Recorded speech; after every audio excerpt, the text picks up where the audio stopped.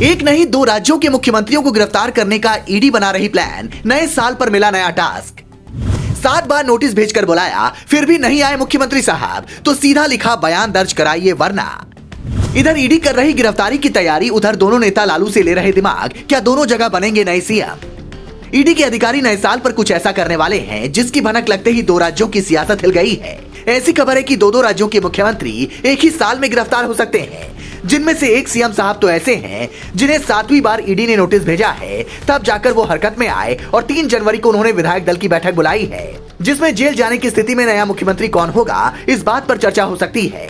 अब आप कहेंगे ये साहब कौन से हैं, तो पहले उनका नाम जानिए, फिर बताते हैं खड़ाऊ मुख्यमंत्री का कॉन्सेप्ट क्या है जिसे दोनों राज्यों में लागू किया जा सकता है।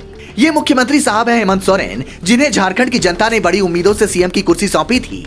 जल, जंगल और जमीन की बात करने वाला आदिवासी समुदाय इन पर काफी भरोसा करता था, लेकिन बीजेपी का आरोप है कि इन्होंने जल, जंगल, जमीन और पहाड़ जैसे प्राकृतिक संसाधनों को लूटकर थोड़े ही समय में बेहिसाब दौलत इकट्ठा कर ली, जिसका नतीजा ये हुआ कि ईडी ने अब इन्हें पीएमएलए एक्ट के तहत बयान दर्ज करने के लिए बुलाया है। ईडी ने 7वीं बार भेजे नोटिस में साफ साफ लिखा है, इस बार 1 हफ्ते के अंदर कभी भी आकर बयान दर्ज करवाइए, तारीख, वक्त और जगह आप चुन सकते हैं।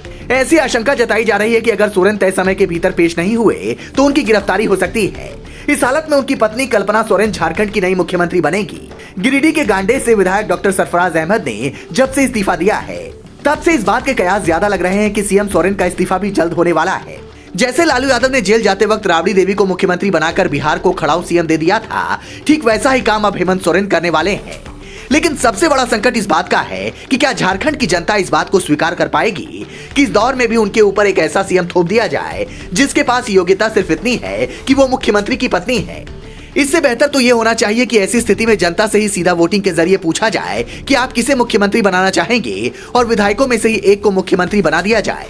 हालांकि खुद को ज्यादा पढ़ा लिखा और समझदार समझने वाले अरविंद केजरीवाल को इस बात से भी आपत्ति हो सकती है, इसलिए वो ईडी की नोटिस पर पेश होने से पहले खुद ही जनता से ये पूछ रहे हैं कि मैं जेल से सरकार चलाऊं या जेल जाने पर किसी और को मुख्यमंत्री बना दूं।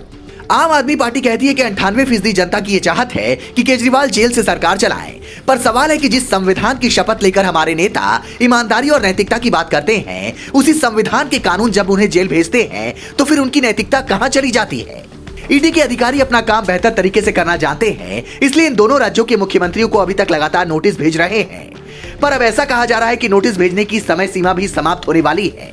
अगर 7 नोटिस की सीमा है तो फिर केजरीवाल के पास 4 नोटिस के और मौके हैं। उसके बाद अगर दोनों के खिलाफ सबूत मिले तो गिरफ्तारी हो सकती है और फिर विपक्ष इसे अलग तरीके से प्रचारित करने की कोशिश करेगा।